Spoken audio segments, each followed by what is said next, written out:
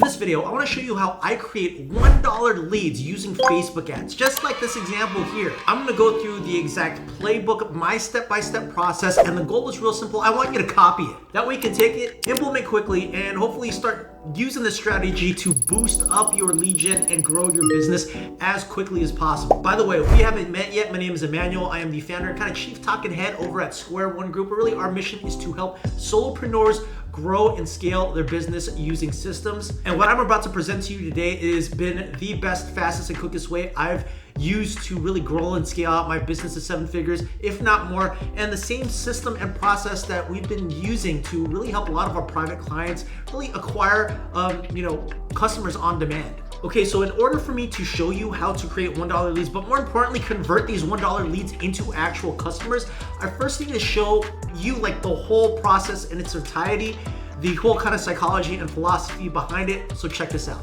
I see it happen a whole bunch, like time and again, where a founder, a business owner is looking for lead gen, and they immediately think that if they throw out some ads, they're immediately going to be able to convert those ads into customers. I want to tell you right now that this is factually not how it works. This is not how you play the game. Instead, what I want to show you now is how exactly to play the game so you can actually make this strategy work for you.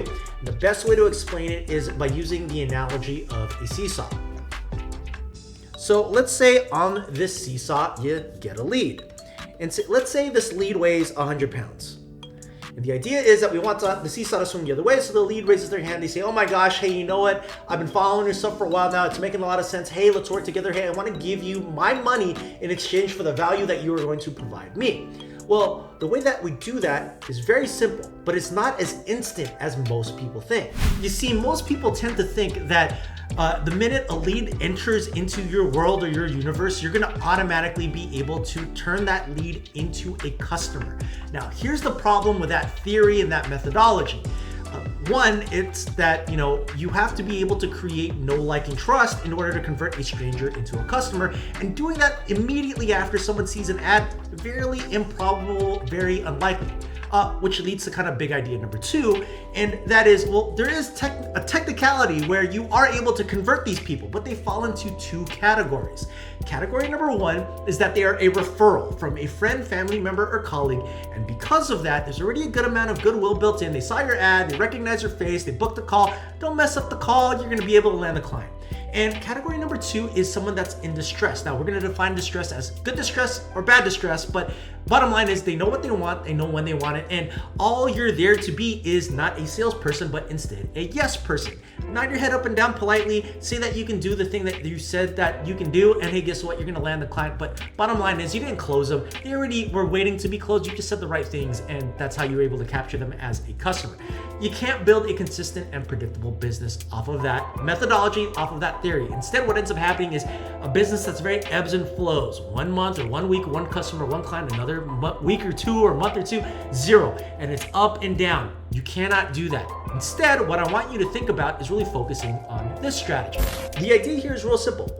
Once you capture that lead, you can't expect them to automatically close. You have to capture them and then nurture them. That's how you're gonna get them to close. So this is what nurturing looks like. You capture the lead, let's say it weighs 100 pounds, and then from there, let's say for example, you do a Facebook post, right? Well, unfortunately that Facebook post doesn't weigh 100 pounds, it only maybe weighs 5 pounds. But if, let's say the following day you do an Instagram video, maybe an email, maybe a text message, maybe another email, maybe another Facebook post, maybe a LinkedIn post. And you do that until over time, that 5 pounds starts to compound and it turns into 105 pounds. And guess what happens after it hits that critical mass? Lead on the other end, they raise their hand, they make themselves known to you, and then voila, you end up landing a customer. But remember, you have to have a lead nurture system in place because that's really the bottom line, the only way you can get this lead that you just captured, particularly for dirt cheap, to raise their hand because you've weighed them down with value so that you can eventually acquire, customer, that client.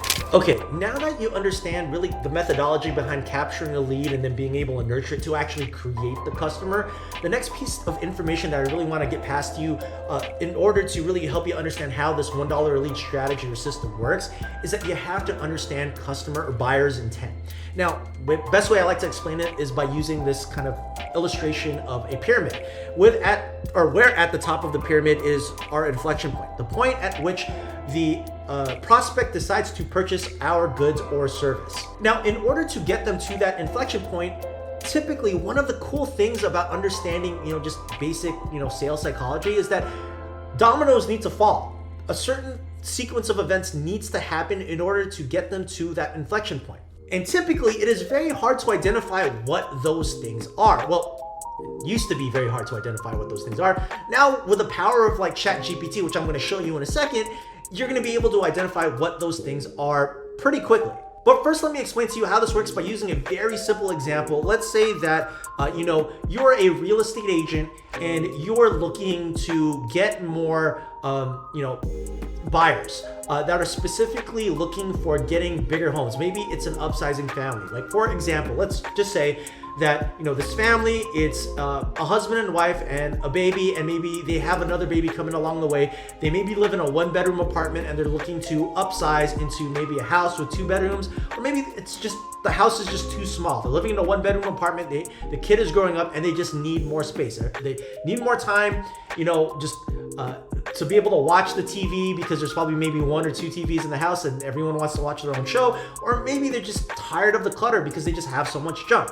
Now, in order to get to the inflection point of, hey, the decision, I need to get a bigger place, certain dominoes need to fall. And those dominoes are typically easiest to identify when we look at them through the spectrum of time. So let's say, for example, and I'm just throwing this out here, this is not scientific evidence, but I'm just giving you the example that, let's say that in order to get to the inflection point of being able to want to upsize or purchase a bigger living space, something needs to happen maybe 30 days out, maybe 60 days out, maybe 90 days out. Now, we can use any variation of numbers, but what we have to realize is that at each level or at each integer of time, there is going to be a domino that falls, a specific pain point that is going to arise, and it's going to be our job to address that pain point. So maybe this 90-day pain point that I'm alluding to, that might be the initial domino falling, might be, the pain of needing more space. And maybe the 60-day pain point might be, ways to optimize the current space, so it might just be decluttering. And then maybe that 30-day pain point until the inflection of, hey, we need to upsize, we need to get a bigger place, is maybe the impending birth of the baby. And the realization that you're not going to be able to fit in this 1-bedroom apartment. Now, typical, I'd say, rookie, sales marketing psychology, specifically for solopreneurs, is that they're immediately going to, really try to target this. I wouldn't even say the new baby, because that's not actually true. I've worked with a lot of real estate agents that actually don't think about that logic.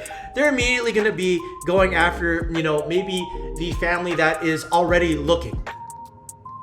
As we know, or I should say, not as we know, but you should know that the higher that you go on this little level of intent ladder, the more competition that you have. So if you're already going after people that are already looking, then you're going to be expecting to pay quite a bit of money. Now, here's the thing. If we just take it maybe a level below the highest intent point, the new baby, for example, we create solutions about, how do we create more space when we have a new baby coming? Hey, guess what? You're going to be spending a little less money. Maybe if we go down a little bit lower on the intent, you might be able to get away with even less money spending to try to acquire this lead. And if you go to just needing more space, you're definitely going to be able to get cheap leads, because you're going to be opening a wider net.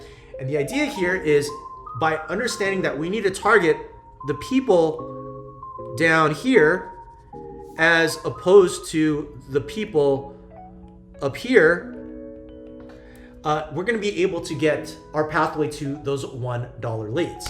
So having said that, let's go through an exercise now of doing this real time on ChatGPT. Let's see what it comes up with. Because, hey, I just gave you a bunch of really far off examples, but who knows, maybe ChatGPT might be able to give us some more accurate examples that we can in turn use to really inspire our marketing strategies. If you found this helpful at all, please make sure you hit that like button, subscribe button, bell icon. Really appreciate it. Really helps out the channel. So let's start off with just a very easy prompt. that I like to use. I actually don't have this written down, so it could be a variation of this, but just, follow along and you'll see how easy it is to figure out, how to come up with lower intent ideas and create lead magnets off of that. So let's first start off with really identifying who we are and the avatar that we're trying to, chase after. I am a real estate agent and I'm looking for, I'm looking to capture buyer leads from upsizing families where they are living in a 1-bedroom and are expecting a new child, and so they need more space. I want you to identify the pain points leading to the decision of them upsizing based off of the emotions they are feeling 90, 60, and 30 days away from the inflection point of them deciding to get a bigger house or a bigger living situation. Perfect.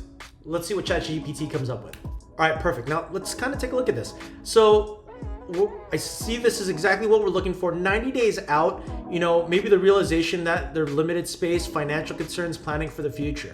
60 days out, it's maybe clutter. Hey, guess what? I guess I was kind of on hitting the nail on the head on this one. But yeah, clutter, limited privacy, neighborhood sustainability, and then 30 days out, maybe immediate space needs, logistical challenges, emotional strain. Okay, I was off on the 30 days. But let's look at the 90 days. Now, the way that you create $1 leads is by addressing the pain point far enough away from the inflection point that it's prevalent, but it's close enough away that you will be relevant when the time comes and they have to make the decision. So in this particular case, I'm going to say it's about 90 days out. And it looks like the main causes or main issues are realization of lack, limited space, financial concerns, and then planning for the future.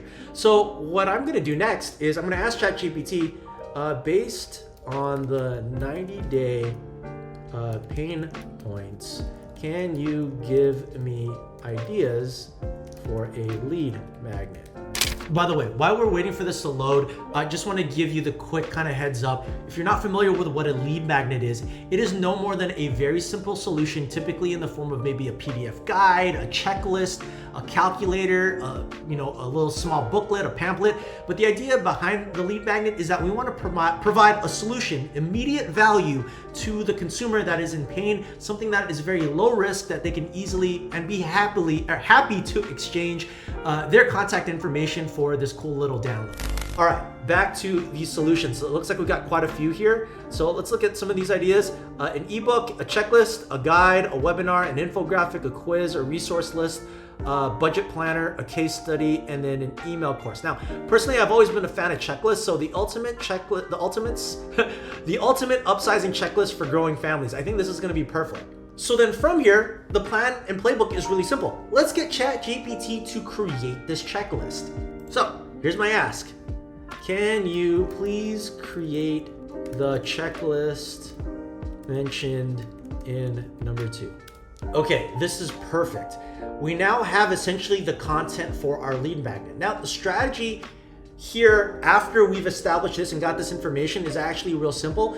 All we're simply going to do is just, obviously we're going to massage this word fluff, the word fluff, so it sounds a little bit more on brand, more like us. But let's take all of this information and then let's just copy it and paste it into a document, and then we can head over to Canva. Actually, let me go into this camera. Well, really, then we can head over into Canva or any kind of design program that you use, and then create a cool little PDF like graphic for all of this really great content.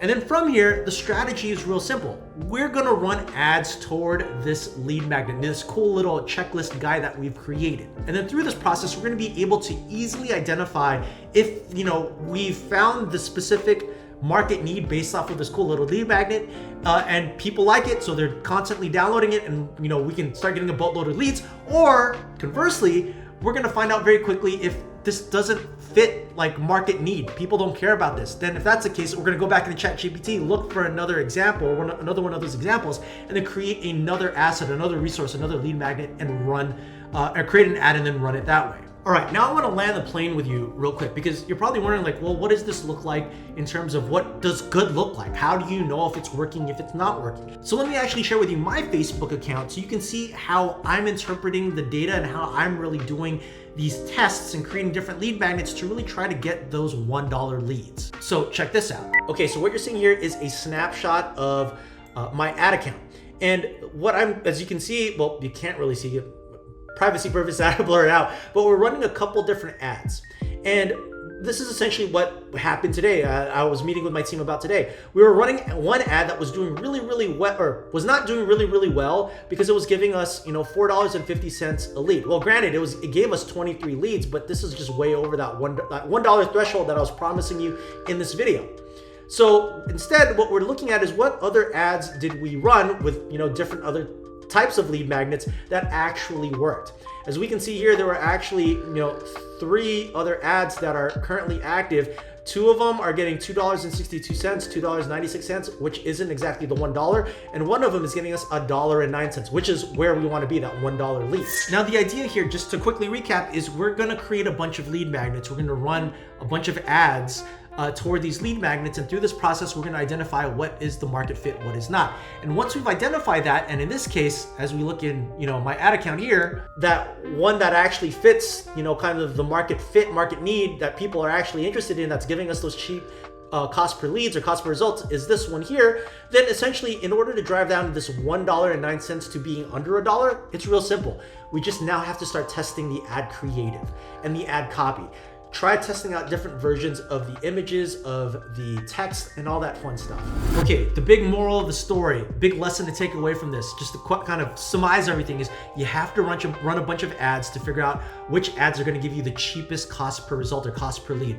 Once you identify that, then you're going to have to just A/B test the heck out of that ad to try to drive down that cost so it can be under or at $1, maybe sometimes in many cases even less than that. By the way, if you're struggling with everything I just showed you, or you're having trouble following along, then hey, I recommend that you book a quick 10-minute brainstorm session, leaving the link right under this video. Happy to jam with you, help you get unstuck if you're feeling stuck, or if you need someone to kind of set all this stuff up for you, be happy to do that for you as well.